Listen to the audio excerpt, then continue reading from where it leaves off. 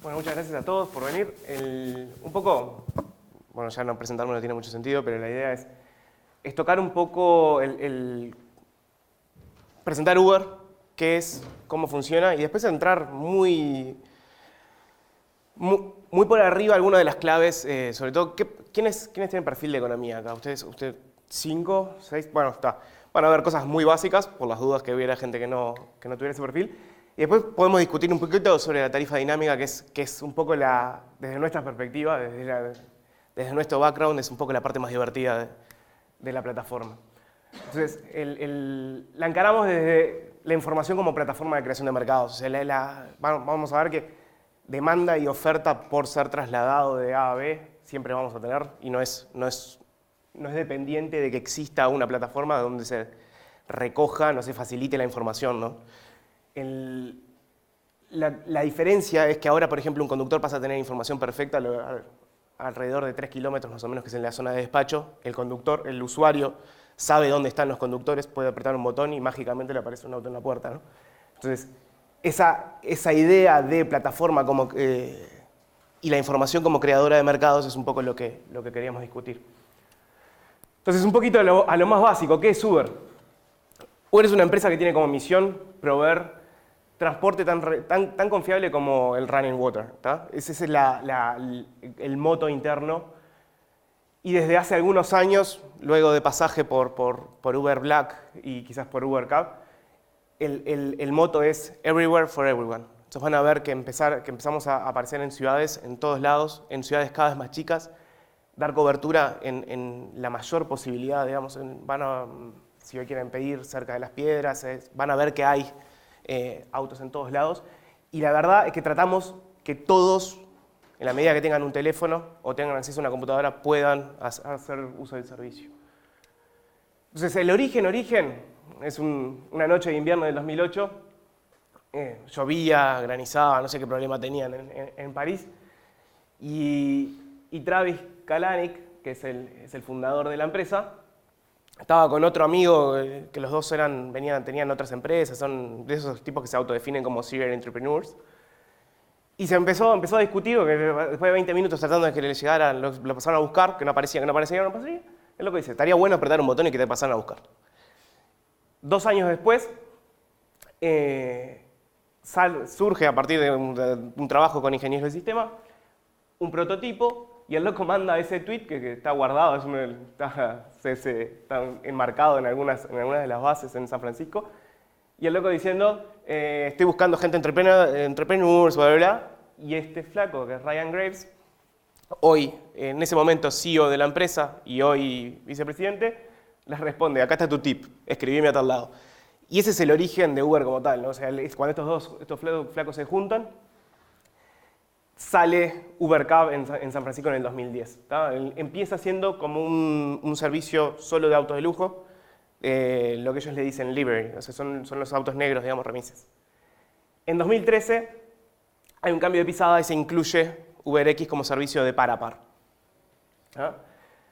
Entonces, ¿qué es lo que nosotros entendemos como Uber? Es una plataforma que da base a la creación de este mercado, ¿no? Entonces, para quienes han visto alguna vez cómo funciona el mercado de tarjeta de créditos, saben que es un mercado de dos caras, ¿no? Que la tarjeta de crédito o la procesadora está en el medio y necesitas tarjetavientes que tengan las tarjetas y las quieren usar, y necesitas comercios que quieran aceptarlas. Entonces, es un servicio mutuo donde el proveedor del servicio está en el medio.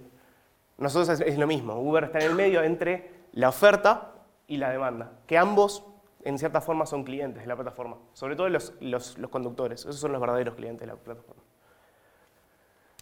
Entonces, para poder trabajar con esa dualidad, tenemos dos aplicaciones. Para quienes la hacen, ¿quiénes usaron alguna vez la aplicación? Está medio magro, vamos a tener que bajar, le voy a dar un promo code. Es una aplicación que vos pones tu dirección, te da la información del usuario, la matrícula, te da la posibilidad de contactar. Ahora puedes contactar incluso dentro de la plataforma sin drama, y calificás. La calificación es casi que la base de la plataforma, o sea, la posibilidad de que vos califiques al usuario y que el usuario te califique a vos como conductor, es ese feedback continuo que provoca mejoras y por lo menos el filtro en el caso de que sea necesario de alguna persona que ya sea usuario o conductor que no cumple con los estándares, ¿no? Y los conductores lo que ven es, cuando vos apretás el botón, les salta ese mapita con la ubicación, tiki tiki, tienen creo que cerca de 20 segundos para aceptar la solicitud, le informa sobre tu calificación, que acá en Montevideo no está pasando mucho que el conductor rechace un viaje porque la calificación sea mala del usuario. Pero en otras ciudades, cuando en mercados más maduros, ya va a empezar a pasar que hay usuarios que ya se notan como complicados y ya no les dan tan buen servicio, digamos. Después tenés la recogida, que vos vas, parás, y una vez que llegás, el GPS, digamos, a través del sistema, detecta que llegaste hasta acá, te da para iniciar viaje, y calificás al usuario. ¿Tá? Esa calificación es obligatoria de los dos lados. Y esto era San Francisco en su día cero. Al punto de que teníamos la posibilidad de mostrar a una persona solicitando como un muñequito ahí arriba, ¿no? O sea, era el tamaño del mapa. Ahora cuando lo vean van a ver que eso es inverosímil hoy. El tipo estaba parado levantando, haciendo un hail a un vehículo. Y esto es San Francisco hoy. ¿Ah? Cada uno de esos puntos es una persona conectada al servicio. Y los puntos rojos que no se ven porque no están, es una persona abriendo una aplicación.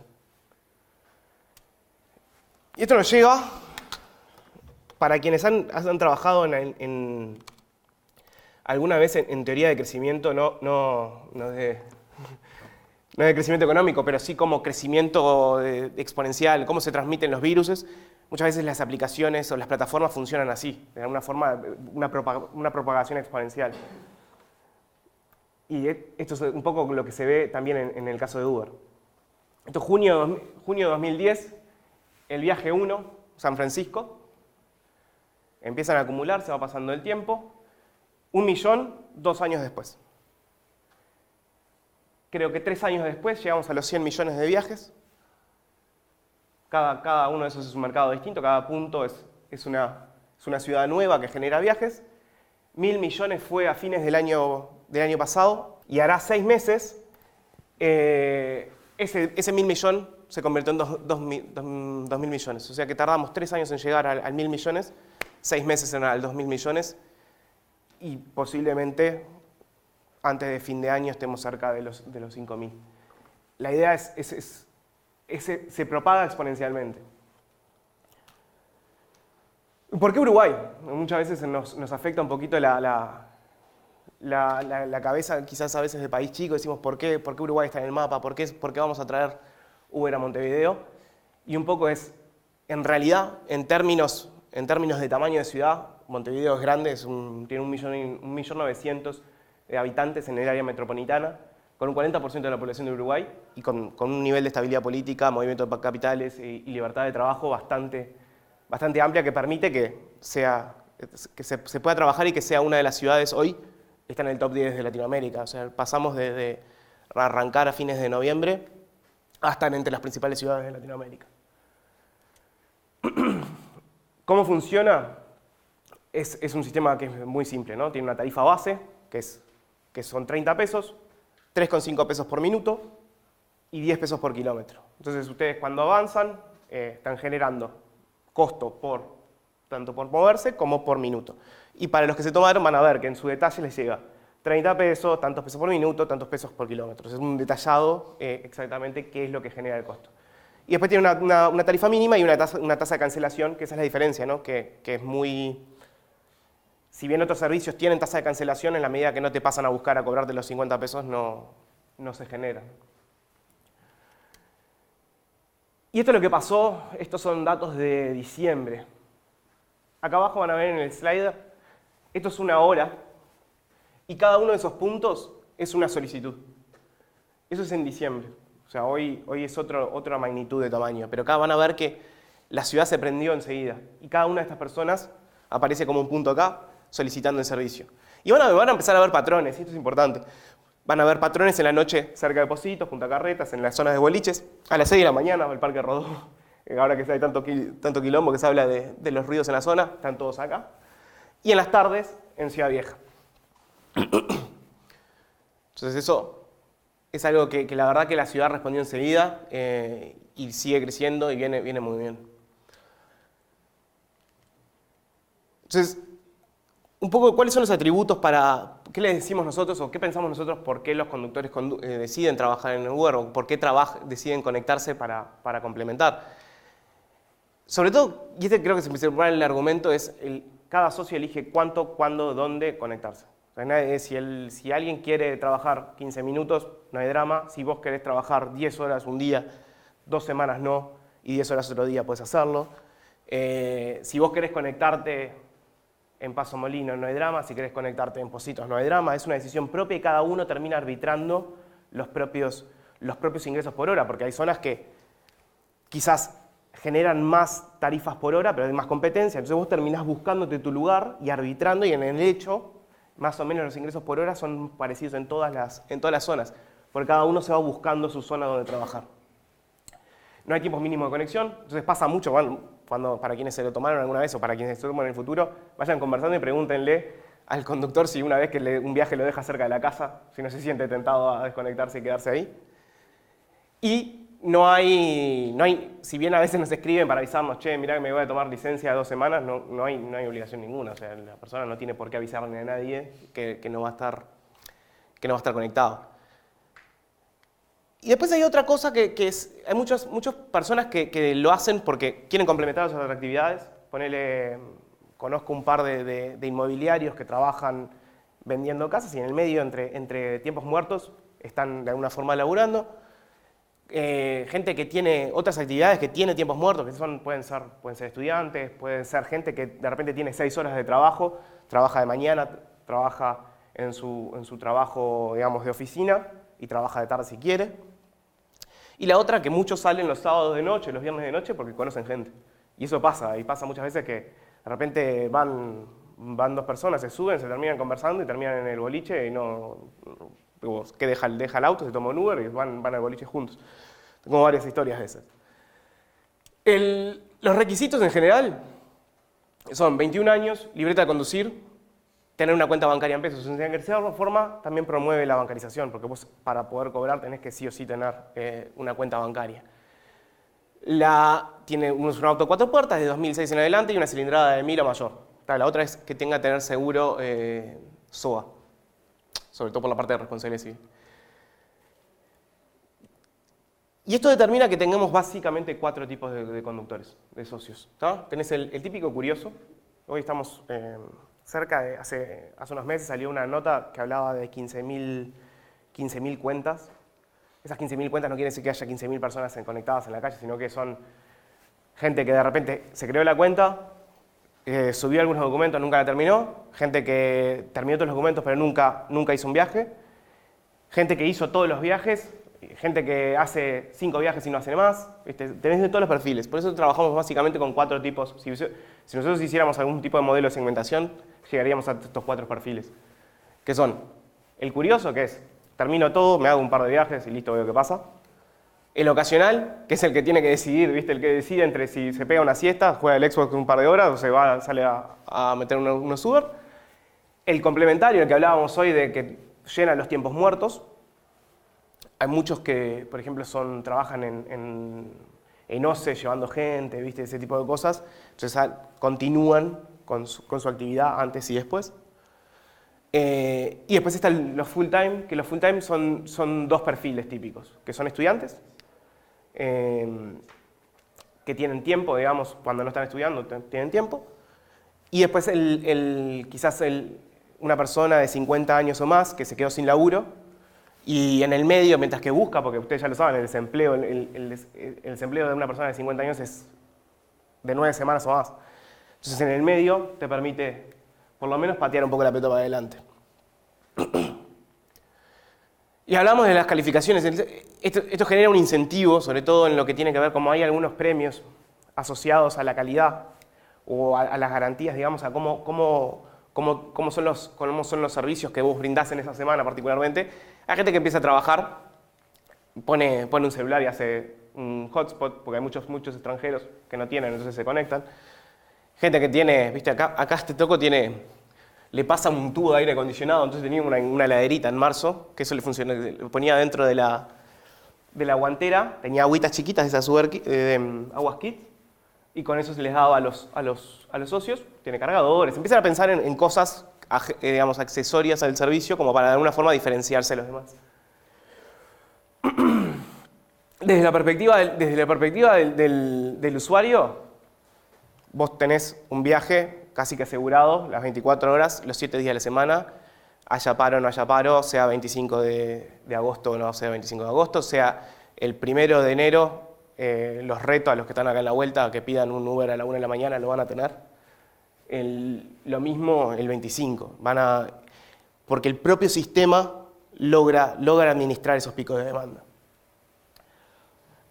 Y la otra es que simplemente apretar un botón y te pasan a buscar. Esa es la parte de que hay como un valor interno de la empresa que se habla de Make Magic, y es muy simple, ¿no? Tocas el botón y te pasan a buscar. Y creo que no todos hacemos esta cuenta, pero para mí es importante.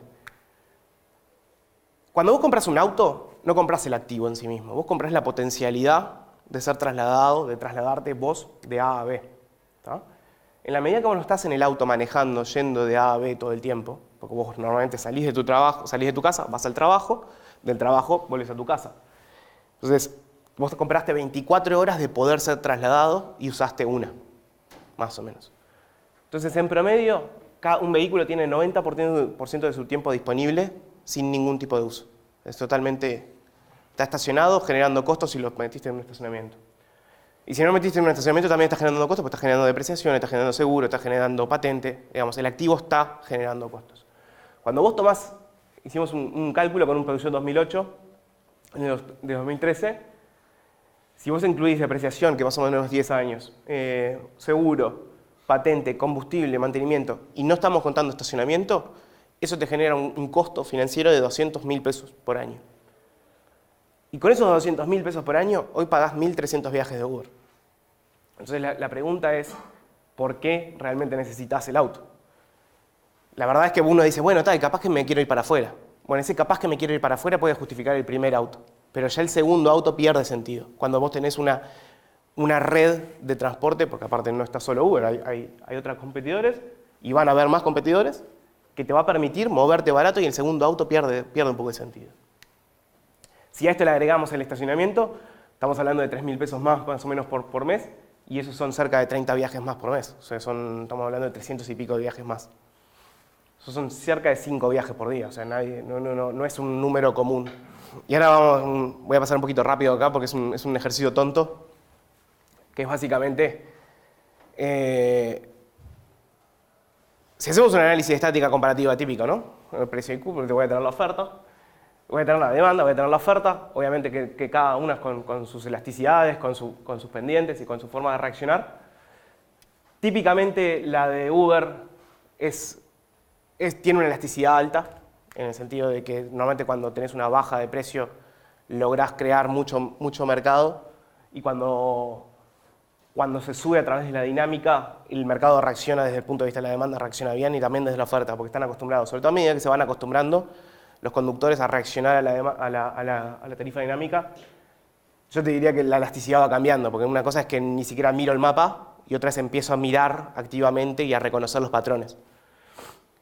Entonces, obviamente voy a llegar a un punto de equilibrio, pero ¿qué pasa? Con este análisis de estática comparativa, yo no estoy pudiendo incorporar, de alguna forma estoy asumiendo que todos los actores son iguales, todos los trabajadores, o sea, todas las personas que se conectan, socios, son de alguna forma muy parecidos entre sí, y todos los usuarios son muy parecidos entre sí.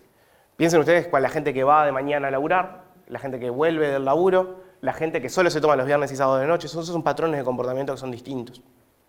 Y de alguna forma generan, dependiendo de la composición a cada instante, generan traslaciones de la demanda, ¿no?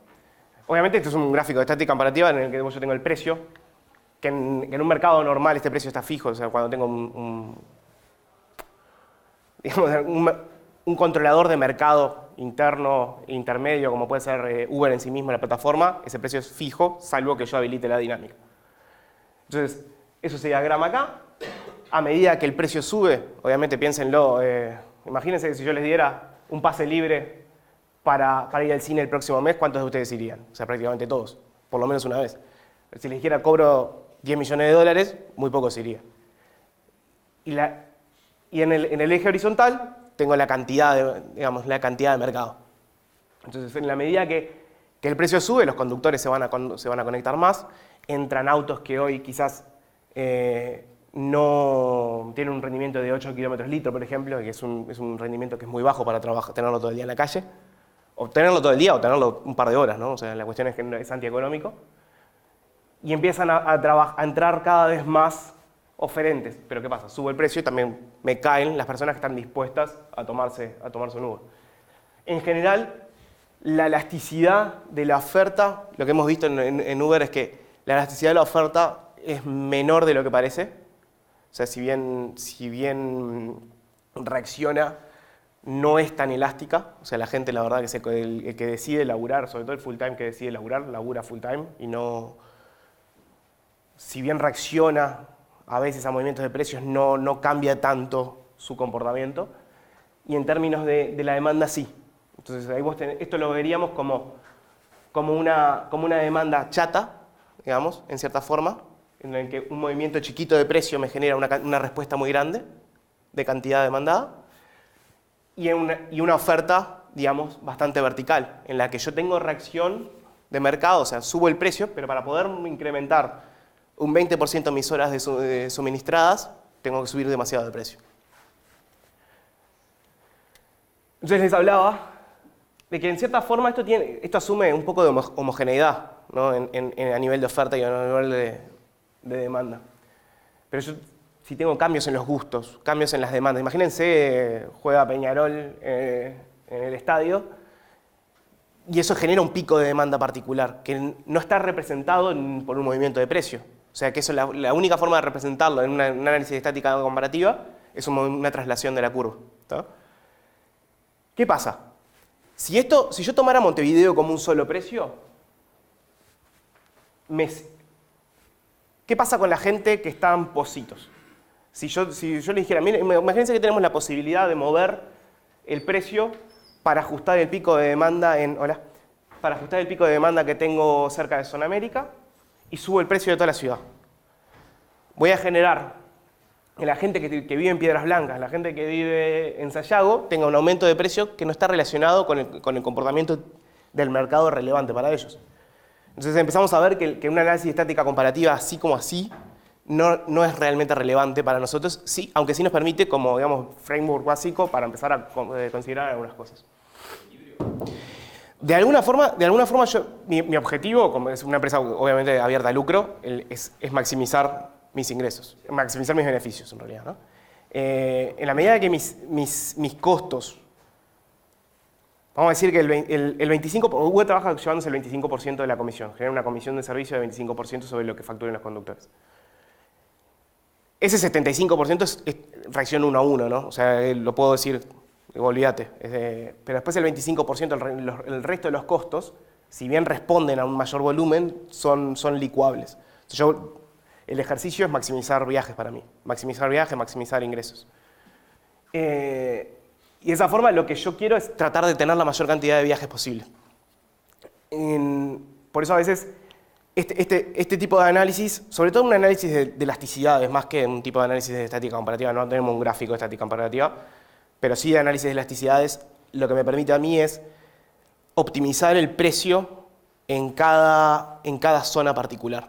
¿Tá? Y ahora vamos a hablar de la diferencia, porque yo lo que quiero es generar confiabilidad en el servicio, porque la dinámica vamos a ver que genera confiabilidad en el servicio, por más que a vos te moleste que en el momento que te toca pagar no vas a estar contento que te tengo que sacar un 30% más, pero en el hecho te genera que vos sepas que tenés un auto a 5 minutos o menos. Y este es un caso típico, ¿no? ¿Qué pasa si yo te pido, si por X razón, vamos a decir que sube, el que fija mal el precio y pone un precio que no es el de mercado, digamos, que no es el que surge realmente del cruce de la curva de oferta y el cruce de curva de demanda en esa zona particular, voy a generar un exceso de oferta. Voy a tener gente que va a estar queriendo estar conectada, ¿tá? Me está suministrando horas, pero no le va a estar recibiendo viajes.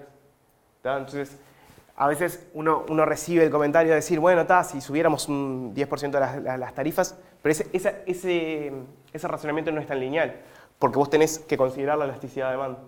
Y esta es clave. Y esto, en la medida que nosotros la tenemos, o sea, si no la estimás, vas a estar seguro en un caso de exceso de oferta, generando subutilizaciones por debajo de las que vos querrías. Imagínate, ¿se acuerdan en quizás un feriado largo, como podría haber sido el 25, con quizás en el medio, imagínense que hubiese sido feriado también, ¿tá? El 25 y el 26. En ese caso hubiese habido un fin de semana largo, hubiese habido muy poca gente en Montevideo, pero otros sistemas, como es feriado, tienen una tarifa incrementada. Esa tarifa incrementada va a generar un nivel de oferta que vas a tener un corrimiento de esta demanda hacia la izquierda, sí o sí te va a generar exceso de oferta porque vas a estar subutilizado, o vas a estar cobrando más de lo que realmente la poca gente que está en el barrio va a querer pagar. Y lo mismo va a pasar al revés. Todos querríamos pagar tarifa base a las 4 de la mañana un sábado, pero a veces estamos en el lugar exacto en el que no hay oferta o están todos utilizados porque tengo un corrimiento de la demanda hacia la derecha. Entonces eso me va a generar, imagínense esto acá abajo, ¿no? Un exceso de demanda. Voy a tener gente que me está pidiendo y por X razón no está recibiendo el viaje en menos de 5 minutos. Hoy para que se imaginen, hoy Montevideo tiene cerca de 90% de viajes completados sobre los solicitados. Eso es un nivel que es muy alto comparado con otras ciudades. Porque en ese 10% tenés algo que es como cancelaciones que son friccionales, ¿no? O sea, imagínense el concepto de desempleo friccional, que uno no puede, digamos, bajar de eso.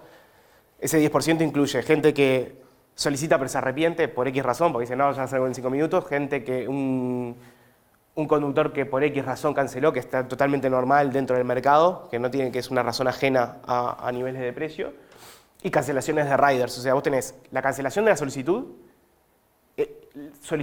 que terminó, fue aceptada por el conductor y se cancela después, dentro de los 5 minutos es gratis, y cancelaciones por parte del conductor. Eso son 3 y te da 91, o sea, en total te da 91% de viajes completados sobre los solicitados. Que en términos operativos es casi un 100%, digamos. O sea, para nosotros estamos atendiendo todo. Y les decía, ¿no? Y esta es la que a mi gusto es este tipo de análisis es válido para los casos de transporte. Y yo creo que no, en el sentido de que acá vos estás asumiendo en cierta forma homogeneidad. Y los conductores, habíamos hablado de que tenemos 4 tipos de conductores principales. El tipo que tiene que decidir si se duerme una siesta o va a salir a conectarse, capaz que reacciona más a un cambio de precio. En la medida que sube el precio, si esa duda la tiene un sábado a las 4 de la mañana en el lugar exacto, le va a salir más caro el tiempo de ocio. Se va a tener que decidir, che, ¿me duermo o salgo y me gano unos pesos?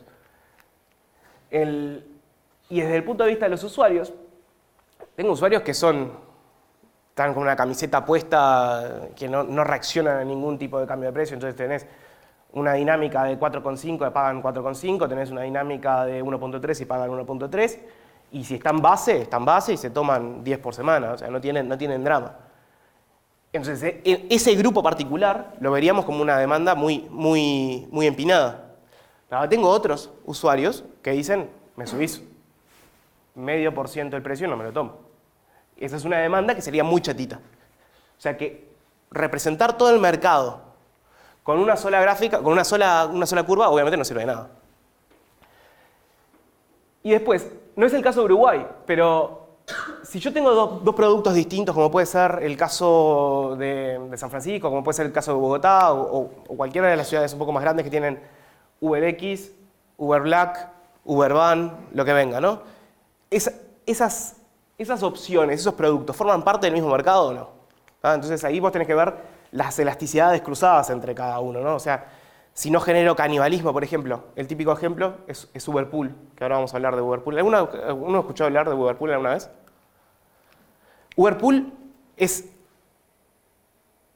el estándar de viaje compartido. Vos vas de A a B y si en la mitad del viaje alguien le sirve para dónde vas, te lo machea y compartís el auto.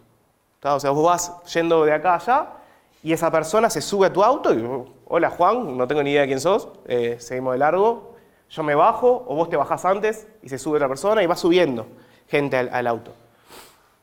Entonces, ese producto como tal de alguna forma canibaliza UberX, ¿no? Porque genera el usuario que está 100% preocupado por el precio, se le ofrece UberX, Uberpool puede ser 30, 40, 50% más barato que UberX, y en la medida que sea más barato se va a tomar un UberX y un pool y no se toma un X.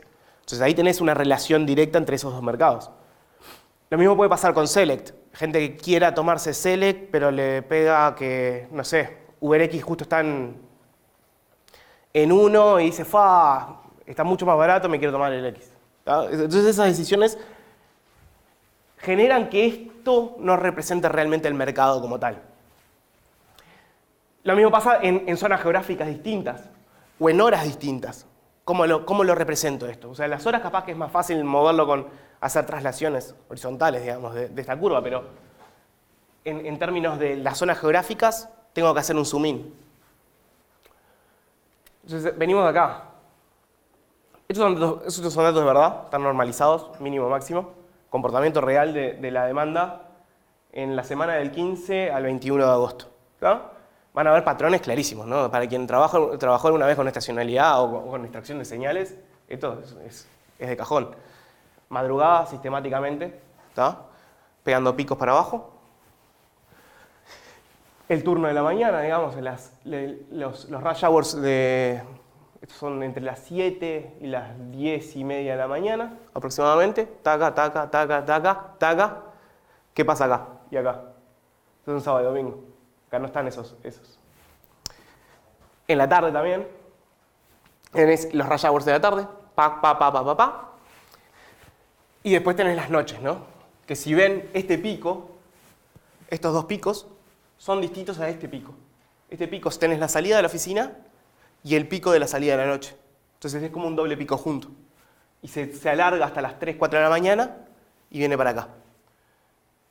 El sábado de noche pasa lo mismo y el domingo pasa lo mismo. Pero esto es 100%, esos son solicitudes. Esto es 100% demanda. Para determinar lo que puede ser el equilibrio o no, si el mercado está en equilibrio o no, necesito ver lo que son las ofertas, ¿no? O sea, las horas suministradas.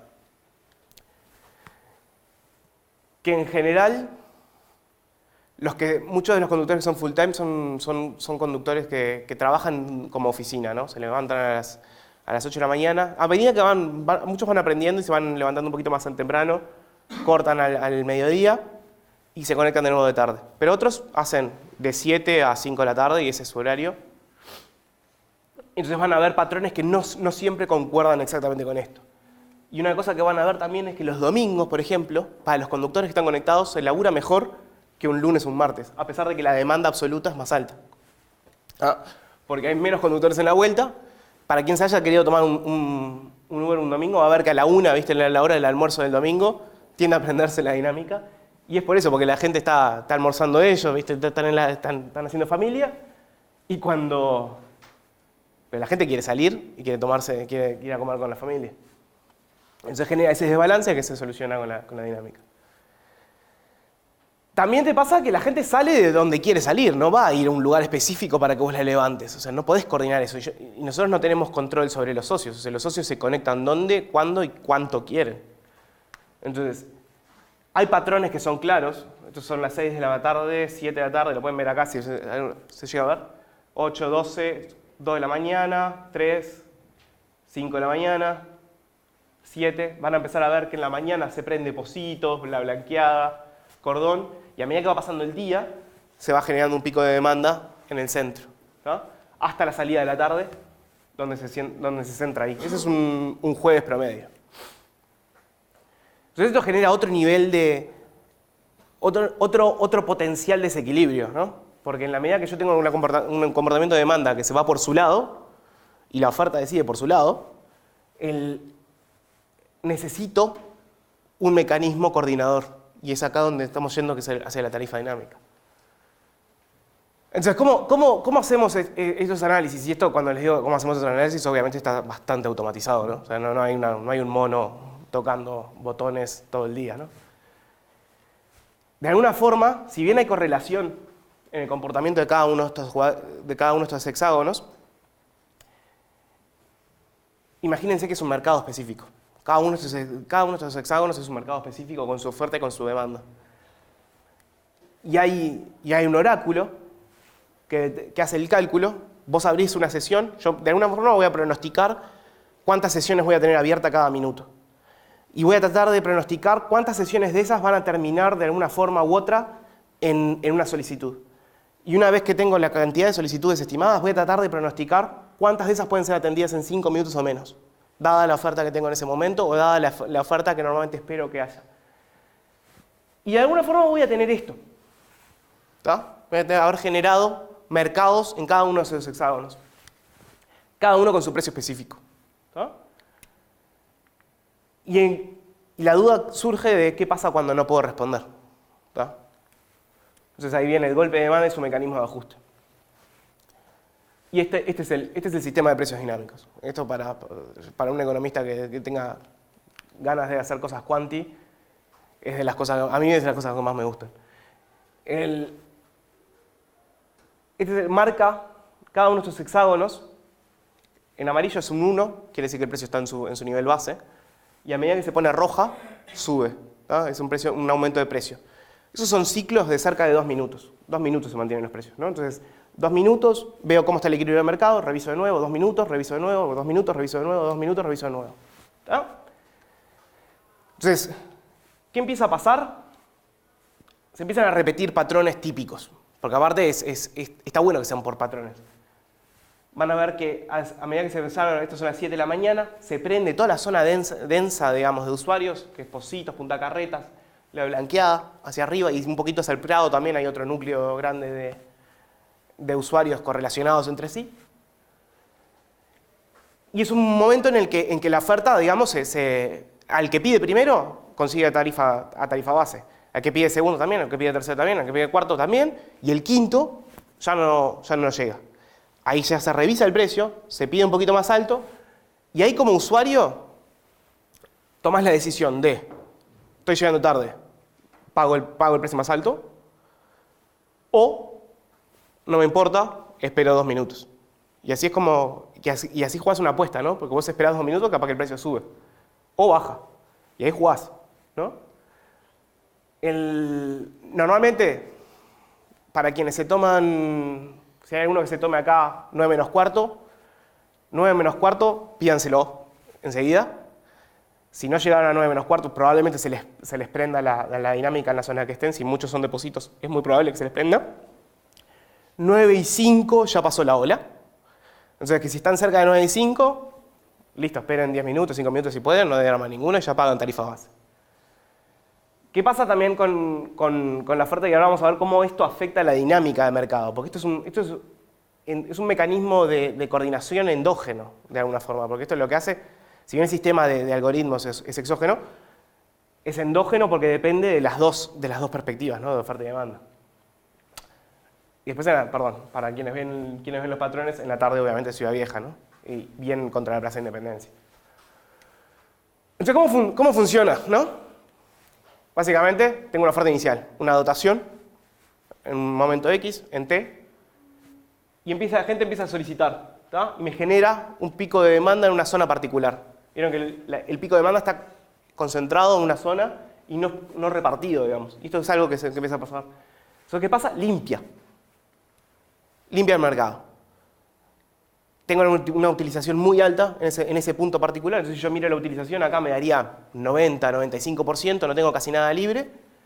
Y entonces la persona que viene y abre la aplicación va a ver 7 minutos de recogida. Y eso para mí es una experiencia mala. Yo quiero que tengas un auto lo más cerca posible en el menor tiempo posible.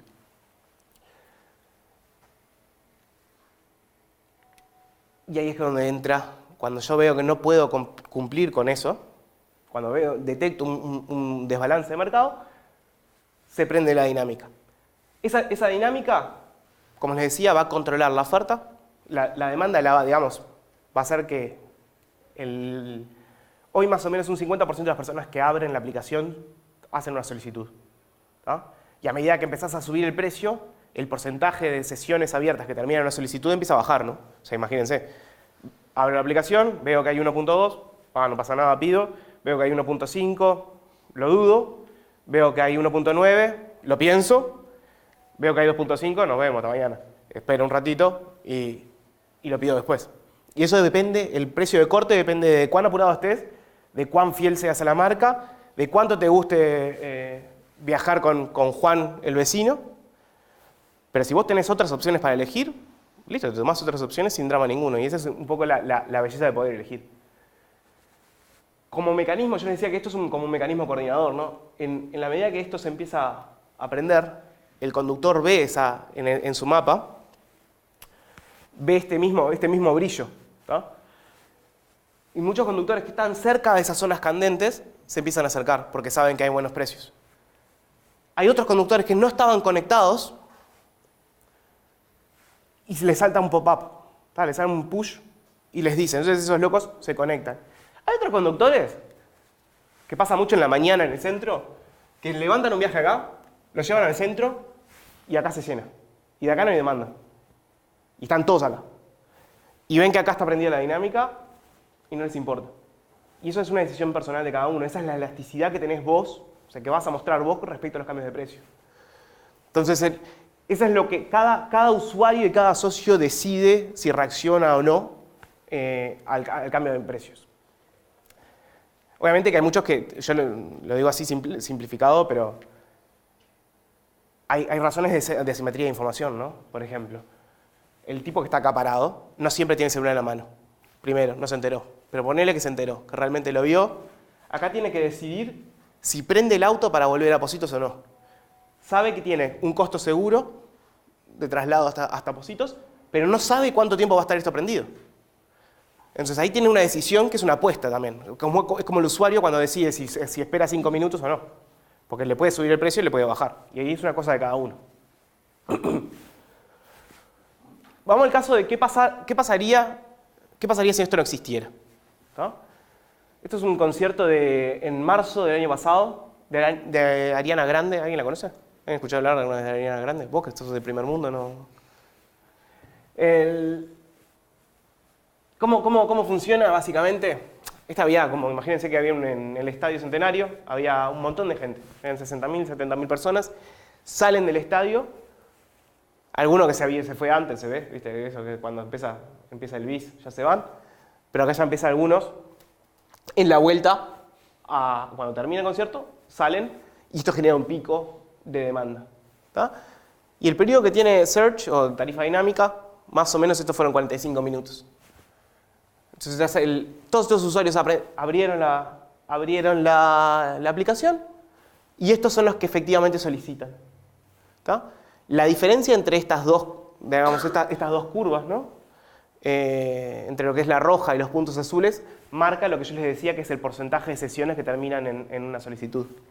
Obviamente, cuando el precio sube, el rider, los request to sessions, baja.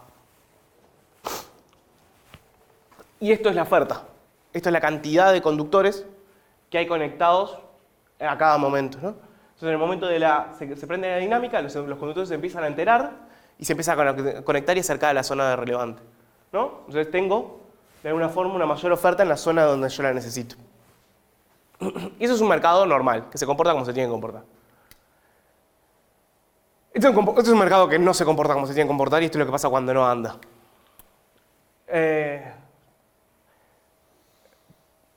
Para los que alguna vez trabajaron en experimentación en economía saben que el experimentar es medio difícil, ¿no? Entonces hay que buscar eventos de experimentos naturales. Y acá tuvimos uno que para nosotros fue divino. Divino después, ¿no? Con el ex post, en el momento fue muy malo, pero en fin de año del 2015, o sea, fin de año del 2014, el 1 de enero, hubo el sistema, digamos, la máquina que calcula la tarifa dinámica, se cayó durante 20 minutos. No anduvo. Nadie, en el peor momento del año, básicamente, para nosotros, colapsó y no anduvo. Entonces tenemos veníamos de un nivel X de solicitudes, taca, hasta la 1, lo que está marcado como la zona en rojo es el momento donde se apaga el sistema. Y esto es lo que pasó. En el momento que bajan los precios, porque el sistema de tarifa dinámica no estaba funcionando, los requests explotaron. ¡Pum! Cuando explotan los requests, los conductores que estaban libres se llenan, y me genera una explosión de LETA. El ETA es el tiempo estimado de arribo. Entonces, veo una explosión de los requests, veo una caída fiera en lo que es la calidad del servicio, porque el ETA para mí es una de las cosas más importantes. Pero lo otro es que veo que el completion rate pasó de un 100% en uno de los momentos más pico del año a un 20%. Y eso simplemente porque el sistema que de alguna forma organiza el mercado estaba caído. Entonces, en general, ¿por qué entendemos que este sistema funciona?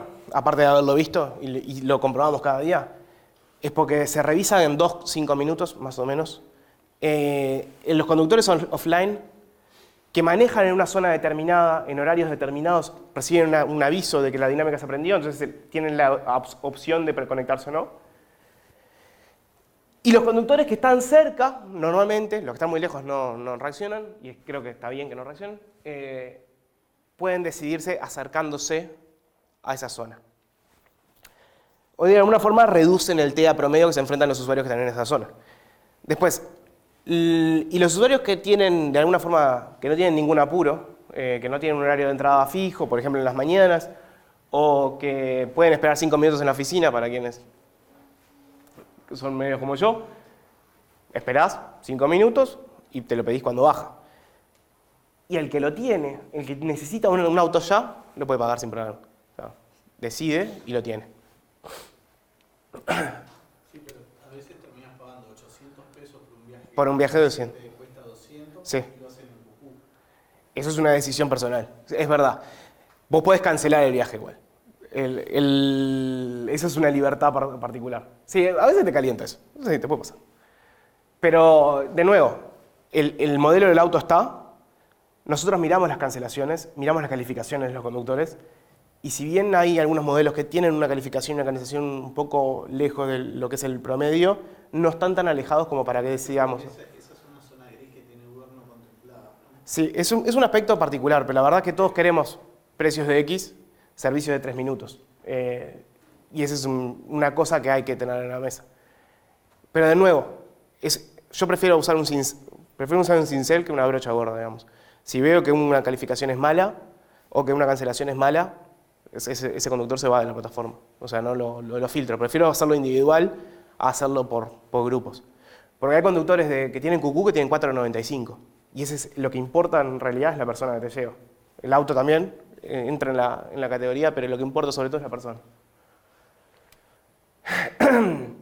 Entonces, algunas perspectivas y posibles nuevos productos que siempre están sobre la mesa, que tienen mucho que ver con lo que es pura y dura economía compartida, ¿no? Que es Uber Commute, que existe en Chicago, que imagínense, un caso de uso para Montevideo podría ser, salgo de la ORT y ¿alguien trabaja acá en Sudamérica?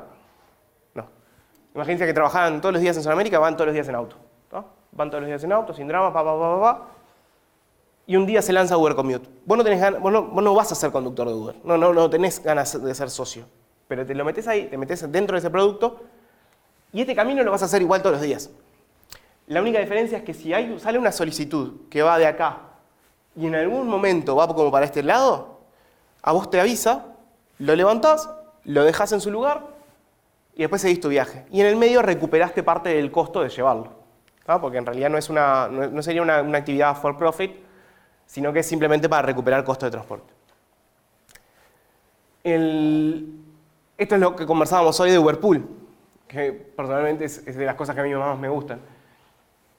Que es un servicio muy eficiente en términos generales, que tiene que ver con levanto un pasajero 1 que va a un punto X, a un punto B, levanto un pasajero 2 y puedo levantar incluso un pasajero 3. Pueden ir hasta 4 personas en el mismo camino. Obviamente que si estás apurado, y eso es un poco lo que poníamos acá, si estás apurado no es el servicio para vos, ¿no? O sea, si estás llegando tarde para un vuelo, no te tomes un Uberpool porque no vas a llegar. Pero la verdad es que nosotros hacemos un cálculo en base a una cosa que le decimos el ratio de inconveniencia, que tiene que ver con, este es el viaje ideal para vos, este es el viaje óptimo, imagínate si usan Waze, este es el viaje óptimo. Si yo te hago desviarte de este tramo y te hago ir hasta este otro, ¿cuánto tiempo extra y cuánta distancia extra te estoy poniendo a vos en tu viaje? Entonces, de alguna forma castigo las asignaciones y a partir de un punto ya te digo, bueno, este viaje no machea, pero trato de que macheen en general. Y después UberXL, ¿tá? Que es XL como tal. Muchas veces nos ha pasado de salir un sábado o un viernes, que son 5 personas, como tal no te puedes tomar un UberX, pero si existieran las van, UberVan o UberXL, simplemente podés hasta 7 personas trabajar. Obviamente que todas las decisiones, estas dos, tienen que ver con la densidad de la demanda y esta tiene que ver con la liquidez del producto, ¿no? O sea, yo quiero tener suficientes camionetas en la vuelta como para que a ustedes les sirva, porque si no, si te sirve 15 minutos, el producto no sirve. Voy a terminar simplemente con un videito. Para quienes se dieron cuenta, hace poquito, el año pasado, cambió la marca. Y un poco explicando qué es ese cambio de marca y tiene que ver con el pasaje de Uber Select o Uber Black hacia UberX y el manejo de la plataforma como para llegar a todos en todos lados. Consider the bit, the building block of the digital world. It was invented just 70 years ago, yet in its short life, it has changed the way we communicate, do business, and live almost every aspect of our lives. For Uber, the bit represents our technology. It's complex, precise, and advanced. But when it's expressed, it is effortless and refined. And if you think the bit is a big deal, consider the atom. Born 13.8 billion years ago, the atom is responsible for everything, from the BLT to moms everywhere to New York City. And for us, the atom signifies our rapidly improving cities, the goods we move from place to place, and most importantly, the people we serve. Until a few short years ago, atoms and bits existed in entirely different worlds. But then, something happened. At Uber, we asked, what if we brought these two worlds together? What would that look like? It looks like this. We are able to create safe, low-cost transportation options like Uber Pool and UberX. We are able to create efficient and more reliable ways of getting people the things they need. We are able to deliver fresh cooked meals from the most popular, iconic restaurants within minutes. And someday, safe, efficient movement of people and things at a giant scale. Most of us don't think about bits or atoms much, if ever. We think about how to get from here to there, the people in our lives, the millions of tiny dramas that play out across the world each day, the human stuff. Uber ultimately succeeds because we think about the human stuff first. But the way we do it, that's our secret. We leave no bit or atom unturned to create industries that serve people, and not the other way around.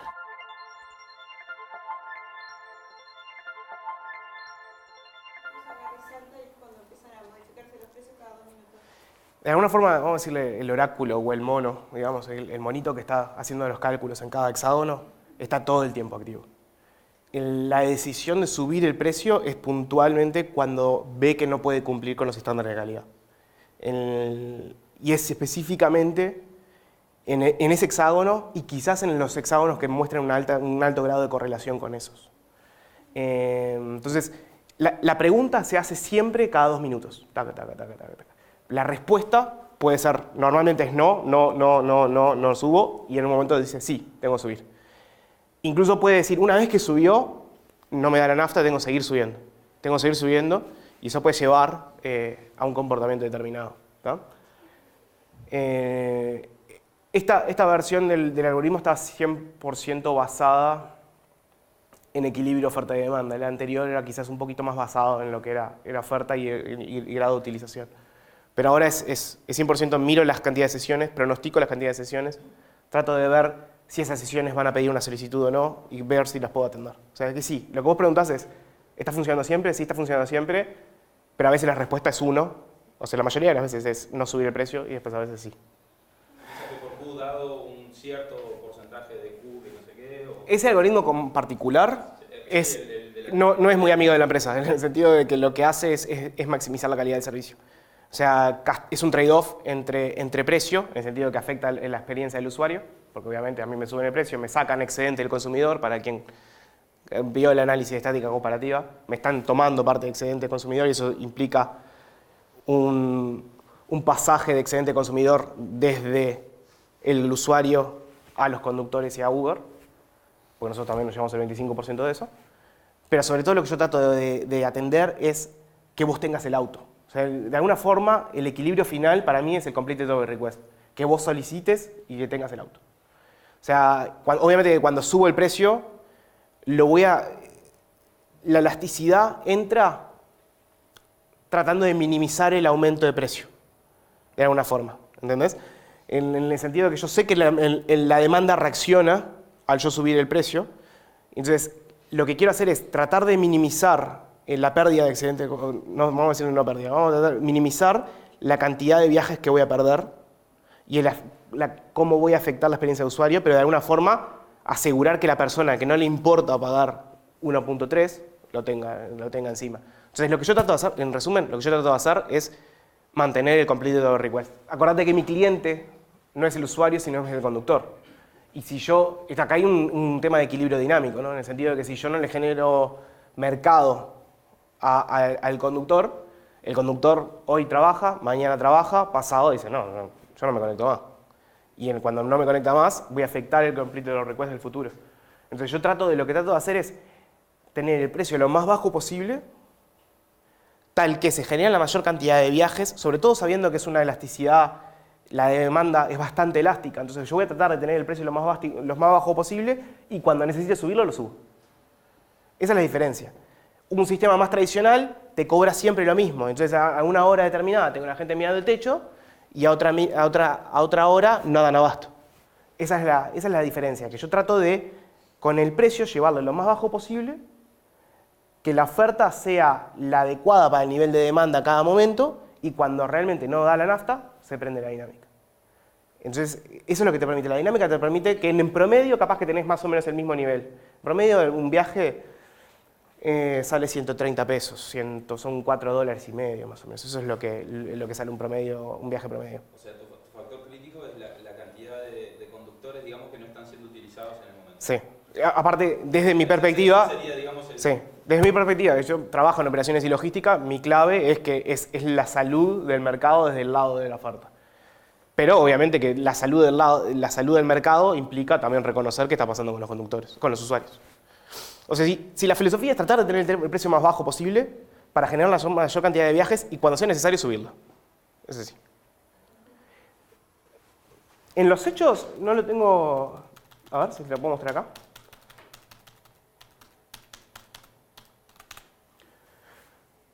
Esto que está acá, si bien Montevideo tiene una característica, y esto te diría que también aplica para otros servicios, que cerca del 90% de la población está acá, ¿tá? En esta zona.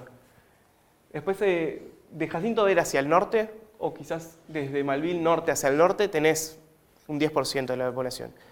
Desde nuestra perspectiva, antes de Prex o antes de las tarjetas prepagas, típicamente no son zonas densas en tarjetas internacionales. Entonces es como un mercado que no es relevante hoy para nosotros. Con la entrada de Prex, con la entrada de Barlix, con la entrada de otras prepagas, por ejemplo Mi Dinero, de Red Pagos, todas esas sirven para pagar Uber, se empezó a generar demanda hacia el norte. ¿Qué pasa? Los socios que están acá arriba se las arrancan ahí. ¿Ah? Vamos a decir que es alguien que vive en esta zona. Y lo que empieza a ver es que empiezan a haber viajes acá cada vez más y van aprendiendo y se van yendo. Yo no les puedo decir a los socios, andá a tal zona. Puedo incentivarlos a través de mecanismos internos de la plataforma, como pueden ser mecanismos de incentivos. Pero no les puedo decir, vos, Juan, tenés que estar entre las 13 y 4 de la tarde conectado en tal lado. Pero como el mercado allá arriba hay menos oferta, la utilización es más alta y ellos mismos se encuentran más tiempo ocupados. Entonces se termina arbitrando y el tipo que está a las 11 de la mañana en el centro es un tipo que está en una zona densa de solicitudes porque el centro es una zona, pero hay mucha competencia. Entonces tenés un ingreso por hora que es más bajo. Entonces solitos se van buscando un lugar, van buscando y van viendo lo que les sirve y cada uno encuentra y vayan cuando suban y conversen, vas a ver que muchos dicen, a mí me pasa que acá y soy el rey de la zona. Y es verdad, hay veces que son el rey de la zona, porque son el único que están en ese lugar, trabajan ahí. Obviamente que algún viaje te lleva a Positos, lo levantás, porque tampoco es que estás yendo y viniendo, ¿no? Pero sí pasa que solo van aprendiendo y solo van decidiendo dónde arrancan, sobre todo. Lo que sí es clave es densidad. Este hecho que nosotros tengamos acá todo concentrado, para nosotros facilita muchísimo, para los conductores facilita muchísimo el servicio, pero no es un factor clave. Bancarización y la ley de inclusión financiera para nosotros es muy buena. Tener posibilidad de tener prepagas es muy buena. Sin embargo, el invento de las regionales y las tarjetas locales es algo que nos afecta negativamente, porque Montevideo, Uruguay tiene en general una muy buena penetración, para quien haya hecho un análisis del mercado de tarjetas, tiene muy buena penetración de tarjetas, pero con este invento de las locales y las regionales, en realidad, relevante para nosotros es mucho menos. Hay mercados donde trabaja con efectivo, o sea, si eso es un problema, ¿viste? En mercados en África donde se trabaja con efectivo, en Chile se trabaja con efectivo, ¿viste? Si hay que hacer crecer el mercado, se consigue. Pero te diría que los factores claves son institucionalidad, que ese es el principal, y me gustaría pensar en que los conductores tengan cuenta bancaria para poder recibir los pagos. O sea, que haya un grado de bancarización aceptable. Es una conversación estratégica que te acomodas. Desde nuestra perspectiva, nosotros tenemos un cartel grande en la oficina que dice poder elegir.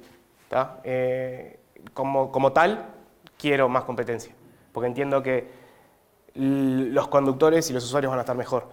Pero después cada uno va a buscar su nicho de mercado. Cabify tiene un nicho de mercado más empresarial, y después vos tratás, obviamente, que a nivel competitivo, no te voy a contar todos los secretos, pero vos tratás de hacer trabajar sobre los conductores de esta forma, de alguna forma vos asegurarte la lealtad de los conductores y tratar de generar muchos viajes del lado de la demanda. Y después ellos tratarán de hacer lo mismo. La discusión Didi, Uber en China, Lyft, Uber, Estados Unidos, es lo mismo. Estamos totalmente acostumbrados a competir y vamos arriba. Esa es la clave, ¿no? Particularmente los proyectos no los comparto, pero sí es algo que trabajamos y promovemos. La primera vez que nos sacaron la multa, hubo una reacción de la oferta, sobre todo porque fueron 3 acciones coordinadas en la misma hora. Sí. Fue un movimiento, digamos, de alguna forma muy mediático, y era la primera vez que pasaba, la oferta reaccionó. Y tuvimos 2 días después donde habíamos perdido significativamente algunos conductores conectados. Después ellos vieron que el apoyo estaba, que nosotros nos hacemos cargo de esas multas, no las de tránsito en general. Si vos cruzas una roja, es tema tuyo. Pero las multas por transporte de pasajeros, oneroso, esas son a cargo nuestros, se les da apoyo legal. Entonces, en la medida que va pasando, lo van viendo, se van acostumbrando. Obviamente que es un momento de ansiedad para un conductor. Obviamente que en ese momento me pregunta, ¿cómo se van a hacer cargo de verdad? Y a veces lo preguntan. Cada vez que sale una nota que dice van a subir las multas, nos preguntan. ¿Se van a seguir haciendo cargos? Nosotros, ese compromiso es mientras que se desarrolla el mercado, se llega a una masa crítica, se demuestra que esto sirve, que hace bien a los montevideanos. Entonces, hoy te diría que no hay una reacción significativa de la oferta porque ya hay un nivel de confianza armado. Pero sí lo hubo la primera vez, donde hubo que demostrar que estábamos. Yo creo que más que acostumbrarse van a ver que realmente no hay un efecto tan grande, que el mercado en realidad está creciendo y que la movilidad, no es el problema principal de Montevideo, pero es uno de los problemas de Montevideo, está mejorando, le das garantía en días claves que antes no los tenías. Creo que de a poquito más que acostumbrarse, van a convencer de que está bueno el sistema y que cuantos más haya, mejor para los usuarios, que al final son los votantes.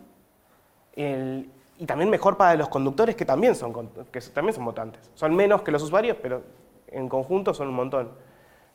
Yo, la verdad, soy muy optimista, más con la entrada de nuevos actores. Imagínate los conductores que teníamos hoy en un mercado normal, ¿no? Vos tenés, en cierta forma están anatomizados, pero Montevideo es chico, ¿no? Montevideo es chico. Para quienes se hayan subido alguna vez a un Uber y hayan conversado, saben que tienen un WhatsApp interno, que tienen 100 y pico de conductores, hay como 4 o 5 en la vuelta, y los mensajes se propagan, que Montevideo es chico y que tienen buenos canales de comunicación, se propagan rapidísimo.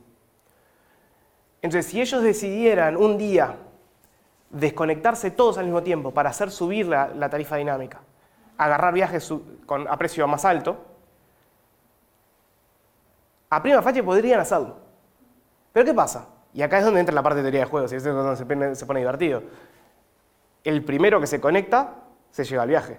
El último que se conecta, no llega a dinámica. Entonces empieza, el propio algoritmo de alguna forma destruye la capacidad de coordinación.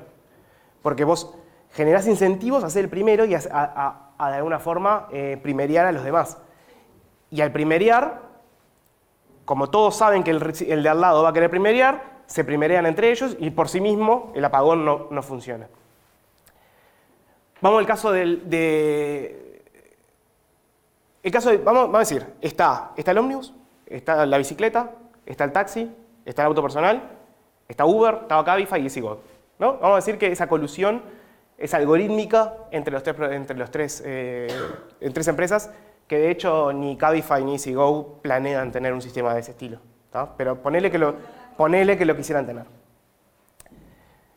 Tengo estos tres sistemas de precio dinámicos y estos tres sistemas que son de costo fijo. En la medida que estos tres deciden coludir abiertamente, que en realidad yo no decido, sino que tengo que pedírselo a los conductores, pero vamos a decir que hay un oráculo que decide específicamente mirar cómo están los precios de los demás y subir en función de los precios de los demás. Estos precios siguen estando fijos. Y como usuario vos podés venir y descargar el exceso de demanda para acá. Entonces, la propia competencia genera problemas en esa colusión. Yo la verdad no lo veo, entiendo por dónde va el punto, no lo veo como preocupante en sí mismo, porque aparte los algoritmos de precio dinámicos, mismo los que ha tenido Uber a lo largo del tiempo han sido muy distintos. Empezamos con, por ejemplo, algoritmos que eran a nivel de toda la ciudad. Que eso es lo que vos usás cuando tenés te faltan datos, te falta actividad, te falta densidad. Empezás a hacer tiles, le decimos nosotros, como barrios, como zonas, hasta que llegás a la capacidad de armar un precio específico para estas 4 o 5 manzanas.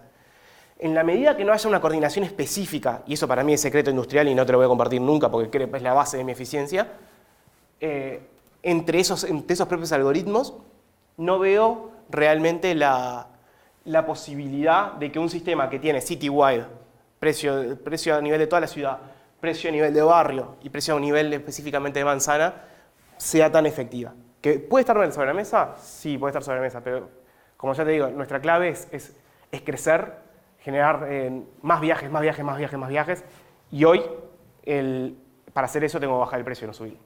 Entonces, en ese... Hoy, que me digas, entre 15 años puede llegar a pasar, pasó con la Libor, no me puedo hacer responsable de lo que pueda llegar a pasar dentro de 15 años, pero hoy las condiciones no están dadas.